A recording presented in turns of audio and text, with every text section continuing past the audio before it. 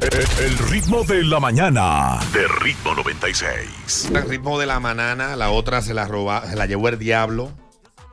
Unos tigres que ahora tienen unos esquemas de chantaje y extorsión digital. Se la pueden comer si quieren, ¿eh? Se la pueden comer con yuca la cuenta. Tenemos aquí al doctor José López Mena. Peso. Saludos, Preso. Emil. ¡Preso! Yo libre al doctor, pero imagínate. Dicen que los niños no mienten. Doctor, la última vez que usted estuvo aquí, nosotros quedamos pendientes de hablar qué es lo que hace el enamoramiento en el cerebro humano. Y con esta oleada de violencia que no solamente le estamos viendo manifestarse en República Dominicana, sino que uno que lee prensa internacional se encuentra con casos con características similares, pero en culturas distintas. Uno pudiera alegar, bueno, República, que son unos malditos machistas que instrumentalizan a las mujeres, pero en otras latitudes donde la cultura es totalmente diferente, donde la relación de hombre y mujer es mucho más equilibrada, pudiéramos decir, encontramos casos similares y casos que van en aumento. Entonces, aprovechando todo este contexto, le invitamos acá para hablar un poco de esto y para uno entender qué demonio es lo que nos pasa. ¿Qué está pasando con la salud mental de las sociedades en las que estamos viviendo, que se están manifestando los problemas de esta de maneras distintas y con resultados atroces? Sí, los mismos resultados estamos obteniendo en los casos que estamos viendo, que ya son completamente patológicos, porque antes veíamos que el enamoramiento terminaba en canciones de amargues, en beberme unos tragos, salir y exactamente un humo, salir y hacer unas cuantas locuras, pero esas locuras no tenían daño ni a la sociedad, ni a la familia, ni a la misma persona, terminaban ahí. Hoy en día hemos visto que las relaciones se han vuelto obsesivas, en donde las personas entienden que su pareja es una pertenencia, y si esa pertenencia me falla o deja de hacer algo de lo que yo tengo estructurado dentro de mi mente, pues me enfermo, y entiendo que al fallarme, pues al yo haberlo visto como algo mío, pues tiendo entonces a hacer lo que está pasando, de que me siento dueño de quitarle la vida, y por ende luego de que esa persona le quita la vida, su posición es mía, porque nunca hemos estado en un caso de este tipo, pero me imagino que la frustración del hecho cometido lo lleva a cometer el suicidio, que es lo que estamos viendo. Pero Sí, porque es difícil estudiar. Porque usted acaba de decir, y puso un ejemplo, anteriormente eso terminaba en... O en un cabaret, o en un colmado, una cuestión de esa. o en una serenata, y en el peor de los casos. Y ahora, usted acaba de decir que estamos viendo este tipo de cuestiones. Entonces, la pregunta sería, ¿por qué antes no y ahora sí? Porque me imagino el suicidio y el homicidio se ha vuelto algo normal, algo que ya se ha normalizado, se ha romantizado, en donde vemos que los jóvenes cada vez de menor edad te hablan y se están ingresando mayor cantidad de jóvenes. Porque yo veo en TikTok que para uno agarrar y alarmarse. Exactamente, con ideación, con intento suicida. Es increíble que en una semana uno que no atiende jóvenes de manera recurrente, uno está teniendo 2 y 3 casos de jóvenes con pensamientos suicidas. No pensamientos, ideaciones. Ideaciones y pensamientos son cosas distintas. Sí, son dos cosas distintas. ¿El pensamiento suicida qué es? El pensamiento pasa, es algo que no se detiene, y la ideación es ya cuando la persona se detiene y lo estructura. O sea, yo puedo pensar quitarme la vida y seguir por ahí. Ahora, yo puedo idealizarlo y ya eso, yo voy a la ferretería, compro la soga o busco la pastilla y ya lo tengo ahí estructurado. Entonces, es la diferencia entre la ideación y el pensamiento. En el caso del enamoramiento, yo he leído y he escuchado de profesionales de la conducta diferentes teorías de qué pasa con el cerebro. Imagino que ustedes los psiquiatras han estudiado esto bastante bien, pero la teoría que yo más acogida le doy fue la que me dio una amiga psicóloga y terapeuta, que ella dice que el cerebro experimenta en esa etapa del enamoramiento, que no puede pasar de 3 meses, dice ella, si no ya es problemático. Dice, ese cambio que hay en el cerebro es similar al cambio cuando un paciente experimenta una esquizofrenia. ¿Qué incidencia puede tener lo que yo me meto en el cuerpo, lo que pasa en mi cerebro y lo que termina de esa vaina, el desenlace? Desenlazar. Me cago en la hostia. Al final de... ¿Qué pasa? Yo lo asimilaría más no a una esquizofrenia, sino más a un consumo de sustancia, pues el enamoramiento es esa liberación de dopamina que te genera esa persona. Como bien dice tu amiga, no pasa de más de 3 meses y de ahí quizás vemos lo que se ve muy frecuente, lo de la infidelidad o el cambio de pareja, ya que se me pasó el enchulamiento en esos 3 meses y busco otra persona con el cual sentir esa misma liberación de dopamina. Entonces es algo completamente pasajero en donde al final lo que quizás se queda es la costumbre que tú formas o el contexto cultural de tú querer formar una familia y de que socialmente tampoco te vean inestable, que tú andas cambiando de pareja en pareja. Volvamos, doctor, porque usted sabe que uno habla español, pero el oyente no entiende mucho español, porque en promedio, se hizo un estudio que República Dominicana, promedio el dominicano maneja 25 palabras que saben lo que significa. Entonces, cuando usted tiene un conocimiento limitado del lenguaje, tiene una capacidad limitada de comprensión de lo que escucha y lee. Usted hablaba de la normalización del asesinato y del suicidio.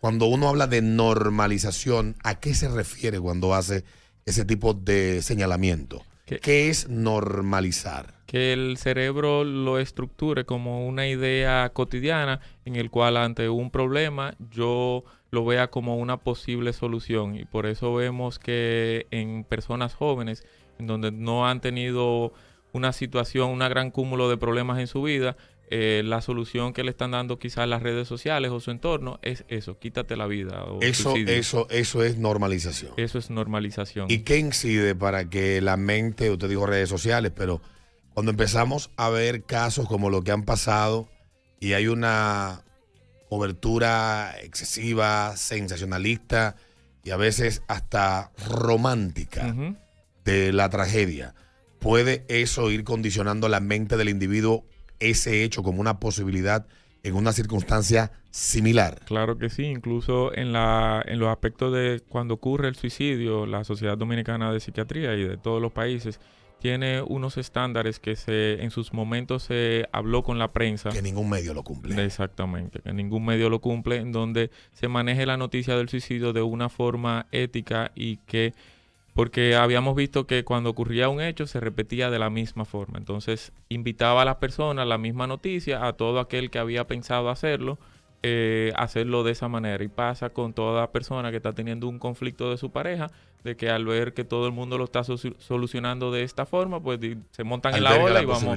Exactamente. Y más que, como tú dices, si se romantiza, yo termino siendo un héroe o por lo menos la repercusión negativa de esto, de cierta forma, socialmente, aunque todo el mundo lo acapare como algo malo, pero tú logras tener un impacto en la sociedad de forma negativa, claro está, pero quizás viene el componente antisocial de esa persona, en donde lo logro, lo que hago, me hago público, me hago famoso, popular y que algunas personas lo defenderán, como ha pasado en todo esto, que vemos que hay quienes lo ven como algo que no es culpable, que quizás ella lo llevó a eso, y así sucesivamente entramos en un hecho de discusiones que al final lo que importa es la vida del ser humano, y eso es lo que se está perdiendo. En Estados Unidos recientemente pasó un tiroteo donde murieron 3 niños, 3 adultos en la ciudad de Nashville. Pero la protagonista del tiroteo era una persona perturbada, la mente enferma, que decía ser quien tal vez se imaginaba en su cabeza. Como es parte de la clase protegida de la élite mediática estadounidense, retrataron una imagen de ella como la víctima y las víctimas reales pasaron a un segundo plano. Y eso llevó a que se multiplicara la cantidad de personas que subieron videos profiriendo amenazas y señalando a el grupo que ellos establecen que les niega el hecho de existir como un grupo a atacar. En Estados Unidos ya ha pasado, en el pasado ha sucedido, que se ha establecido que la forma que los medios cubren las noticias inciden en que estos hechos se multipliquen o se repitan. En República Dominicana podríamos estar pasando por lo mismo, por la forma en que tal vez se cubren algunas noticias. Definitivamente, incluso en consulta uno ve situaciones de pareja, que yo no manejo eso, pero personas que tienen concomitantemente una enfermedad mental, que si ha tenido alguna situación con su pareja, ya tú ves que te expresan esa idea de un homicidio y un suicidio y uno se alarma en donde qué tanto, o sea, antes lo que uno mayormente veía era situaciones de estrés, ansiedad, trastorno del sueño y ya hoy en día, o sea, ver la ideación, el intento suicida como parte cotidiana de la consulta, a nosotros nos ha llamado la atención. Incluso los números de ingresos de personas han aumentado y la mayoría de los estándares antes era por una crisis de manía que te hacían por el trastorno bipolar. Ahora no, ahora viene quizás es la misma crisis de manía pero manifestado con esa ideación suicida. Y cuando tú ves que tú recibes personas a diario que si tienen un pequeño conflicto de pareja lo manifiestan con una ideación suicida e homicida, uno se asusta. Y sí, va esa parte de la romantización de este hecho, de hacerlo como algo cotidiano, en el cual ya el cerebro lo estructura como esto es una posible solución, esto es una salida, y lo veo como algo normal, porque si ellos pudieron hacerlo, yo también lo puedo hacer. ¿Qué tan difícil es revertir eso desde el punto de vista social, la sociedad? ¿Qué puede hacer para revertir esos impactos que causa, por ejemplo, esas noticias publicadas en medios de comunicación y la misma cuestión de las redes sociales? El trato de la noticia. Realmente hay muy poco apoyo en los temas de salud mental. Cuando una persona sale a buscar un servicio de salud mental, por lo menos a nivel público, le da mucho trabajo encontrar el acceso al servicio. El tú tener información válida sobre temas de salud mental también es difícil, porque hoy en día cualquier persona abre un podcast. Hay 80,000 psicólogos y terapeutas y psiquiatras, entre comillas. Exactamente, mal informando. Entonces, es justamente esto que ustedes hacen, de abrir los espacios, los micrófonos a personas que puedan llevar el mensaje y que podamos entender de que si tengo una situación X, lo correcto es un profesional de la salud mental para ayudarme a manejar esta situación. Y si se empezara a tratar las noticias de una forma correcta, ¿usted cree que se pueda reversar un poco a dónde vamos, a dónde estamos? O sea, podemos echar un poquito más para atrás. El tema es lo financiero, de cómo yo educo a que esas noticias no vendan como venden, que el morbo no sea lo que yo ande buscando en todas las noticias, porque es imposible. Exactamente, es imposible. Hoy en día es imposible. Al final lo que la gente quiere es monetizar. Exactamente.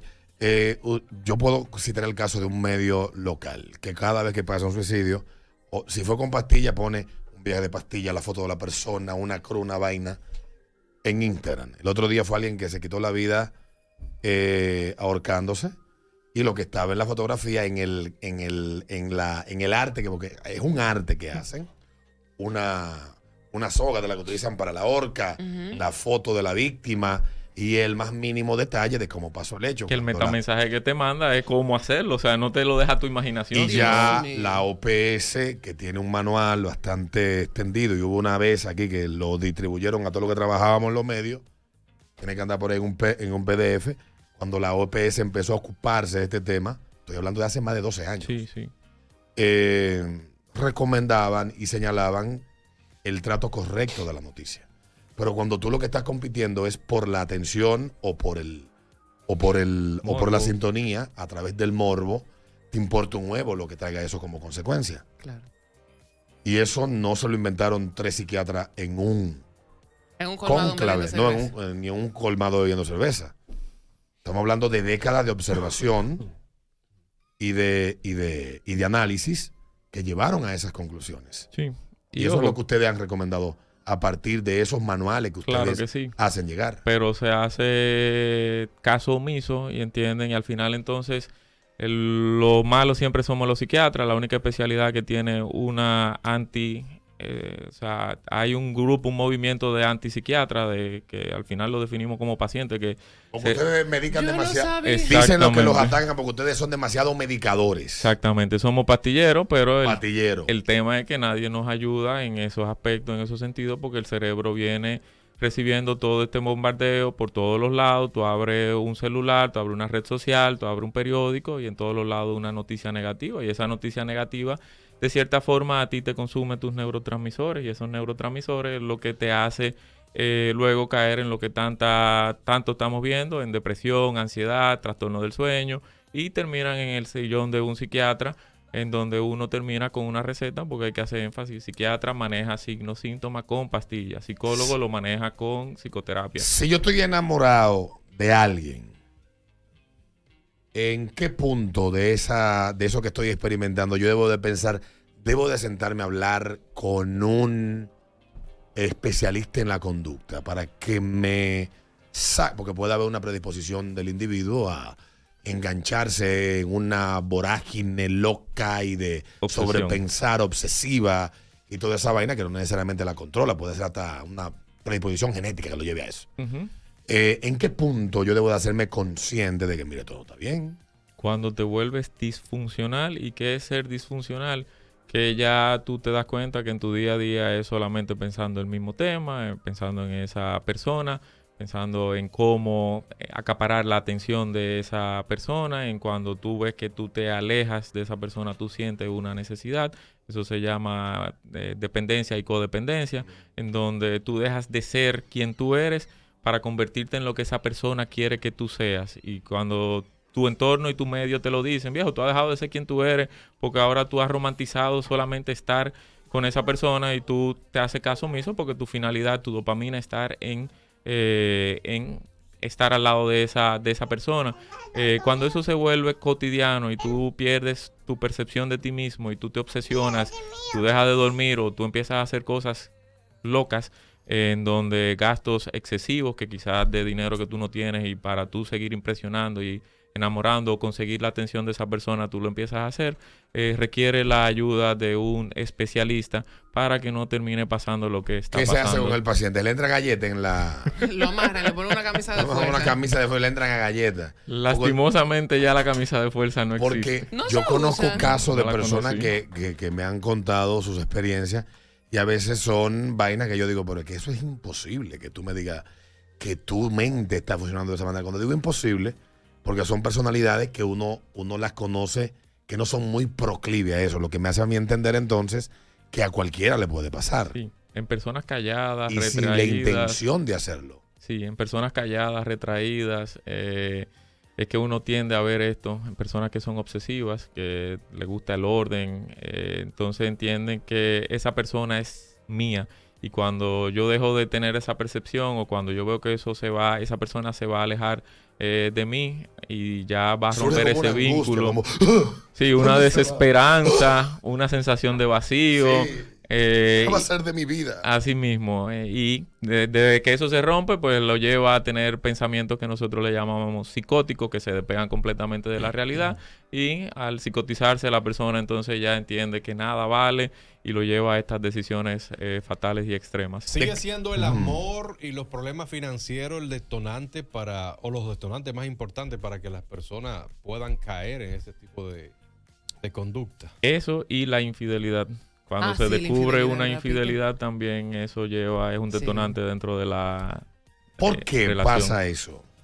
Es una relación entre expectativa y resultado, la famosa disonancia aquella que mencionan o no ¿Desde tiene qué? que nada que ver. ¿De qué será con mi vida? Porque es un Exactamente. cambio abrupto, un duelo, es un cambio abrupto de la vida, de algo que no se esperaba, o si se esperaba y se sospechaba cuando se confirma, pues surgen un montón de preguntas sin respuestas en el momento, que lleva a tener una cadena de pensamientos incoherentes que hacen que cometan hechos absurdos. Hay gente que tiene proclividad a racionalizar lo que siente demasiado. Sí. O sea, la cosa es dejarte de, ay, estoy enamorado, qué bello.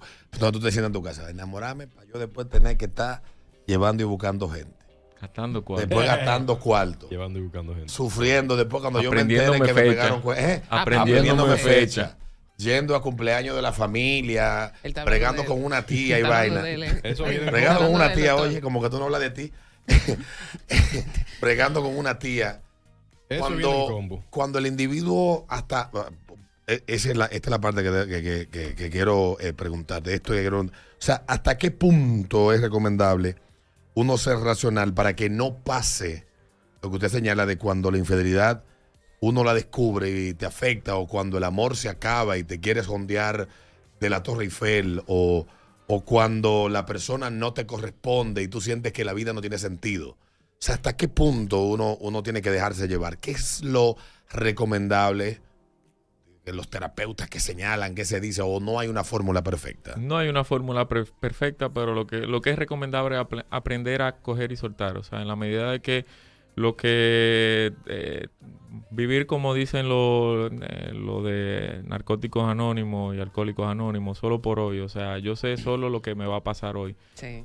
Sin preocuparme, claro, eso es sin el ánimo de vivir sin pensar en un mañana, pero de que por lo menos las preocupaciones sean solamente las que me lleguen hoy y las que estén en este día, pues yo saber cuáles serán sus soluciones y mañana entonces me preocuparé por las que puedan llegar, ya que si esa persona me deja, si es infiel, si decide hacer o tiene otra familia, las mil y una cosas que vemos en el día a día y en nuestra cultura dominicana, pues saber que eso existe y que no está solamente en película, de que no le puede pasar al vecino, al de la noticia que uno lee, sino también me puede estar pasando dentro de mí mismo y encontrar cuáles son esas posibles soluciones, buscar ayuda psicológica, buscar ayuda psiquiátrica y ya ahí en el consultorio pues se realizará un esquema de cuáles son las soluciones a dar de acuerdo a los signos, síntomas y el esquema de pensamiento que tú hayas tenido para que salga de esta situación de una manera saludable. A simple vista, ustedes, los profesionales, pueden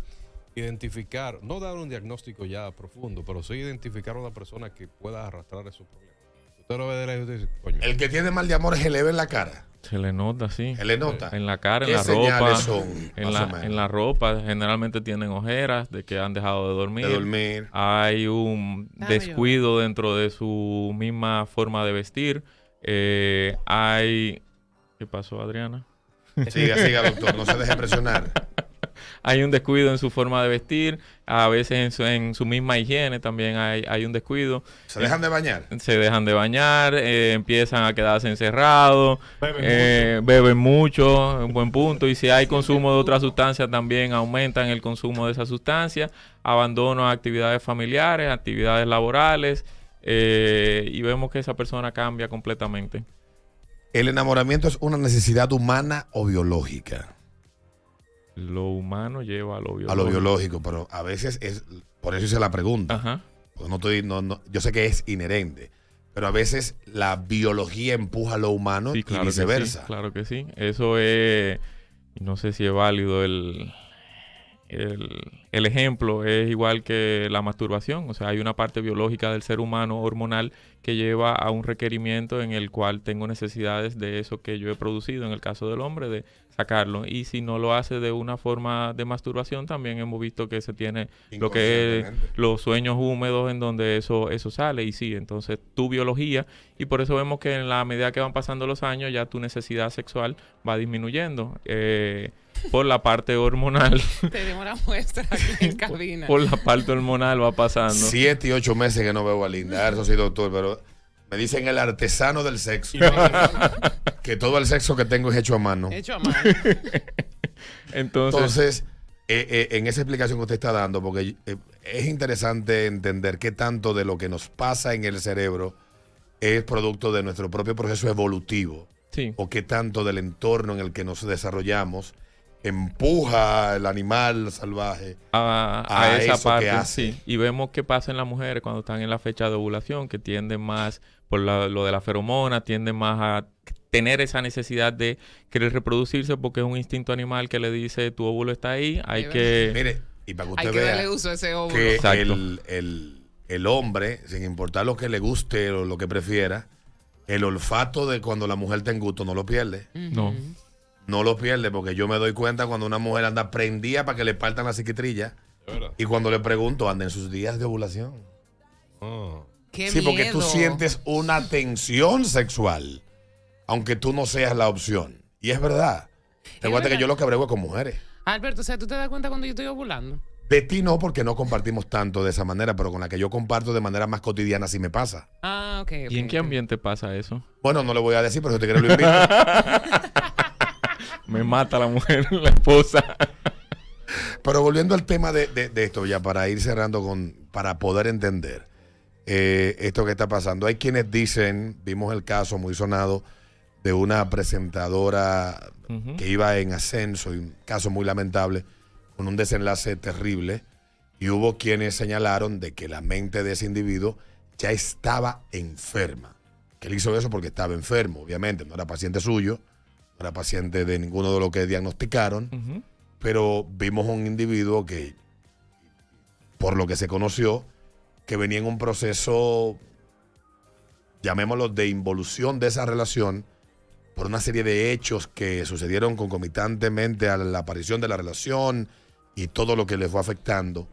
Y hay quienes dicen que fue pura y simplemente un arranque del momento y que esa fue la decisión. En esos tipos de casos, el de ayer no sé si usted lo leyó, que pasan de esa manera, ¿qué puede ser atribuible al desenlace para uno poder entenderlo? Porque en ninguna circunstancia es justificable esa acción.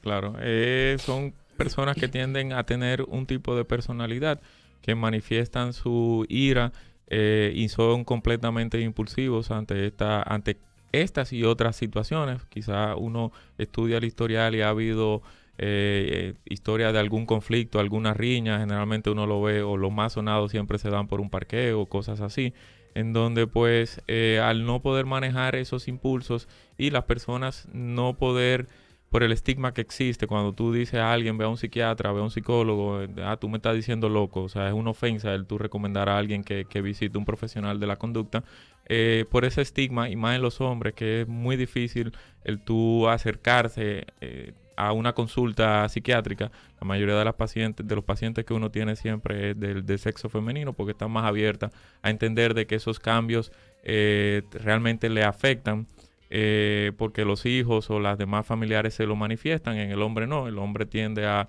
yo soy el hombre, las cosas son así, y lo tiene todo el mundo que aguantar de esa manera, imponerse. Entonces, entender que esos cambios en tu estado de ánimo de manera abrupta no son saludables, te pueden llevar a cometer hechos que luego te puedes arrepentir y que terminas haciendo daño tanto a ti, a tu familia y a la misma sociedad.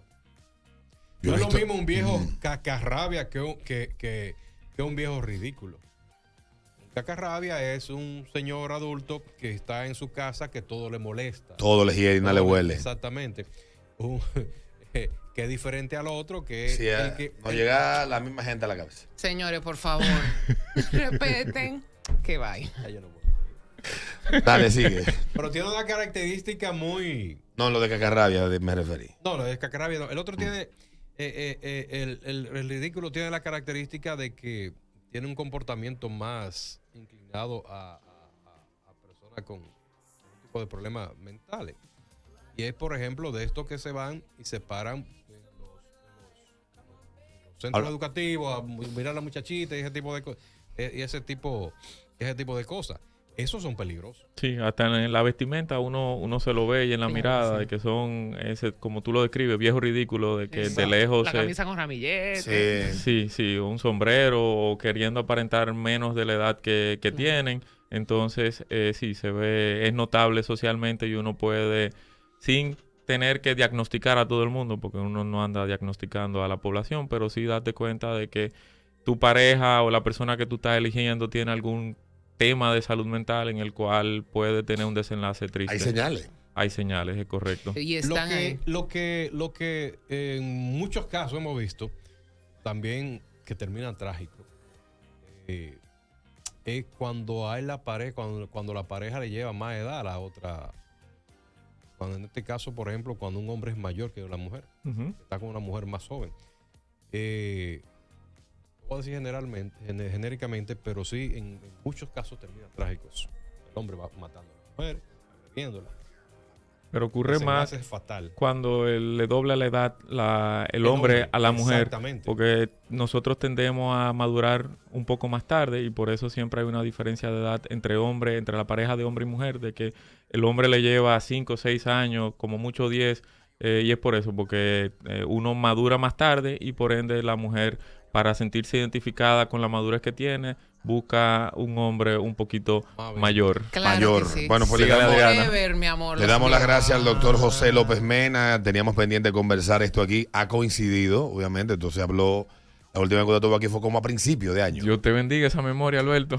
Y quedamos pendientes de hablar esto, pero ha coincidido con todo este asunto y oportunamente conversarlo. Yo creo que el gran problema que tenemos es en este país que no conversamos los problemas. Sí. Aquí solamente señalamos culpables sencillos. Bueno, están matando parejas a sus esposas y todo. La culpa es del machismo. Y ahí se reduce todo a aquel machismo. ¿Pero qué es el machismo? Sí, nadie va a la raíz. Es una cosa abstracta, absurda. y no estamos buscando la multiplicidad de factores que están incidiendo a que cada día este problema o se multiplique o no varíe. Y lo que se ha dicho, no la matan por ser mujer. Exactamente. Entonces, ese es otro elemento también, que se ha vuelto muy política la discusión cuando debe de ser un tema meramente científico, porque implica la conducta del individuo, Sí. que quienes le estudian son ustedes los Psiquiatra. especialistas de la conducta humana. Ujú. Uno lo que debe hacerse es entendedor de eso que ustedes interpretan y multiplicador en caso de. Pero la simplificación y establecer culpables de manera sencilla, lo único que hace es abrir más la grieta Sí. y la competencia. Y buscar la forma de prevenir que esto siga ocurriendo. Porque Que es lo más importante. Si seguimos simplemente hablando del problema y no planteamos soluciones, todo el que tenga ese problema lo va a ver como una solución. Ujú. Bueno, preguntan por aquí, Adriana, que si tú quieres un papi o un papá. Bueno, es que yo tengo mi papá y un papi. Un papi. puso nerviosa. Mejor un papi. Mejor un papi. Pero no muy joven, que es que los hombres jóvenes huelen a espinilla así, explotar. ¡Fo! Yo seguiré trillando el camino que he llevado hasta el día de hoy.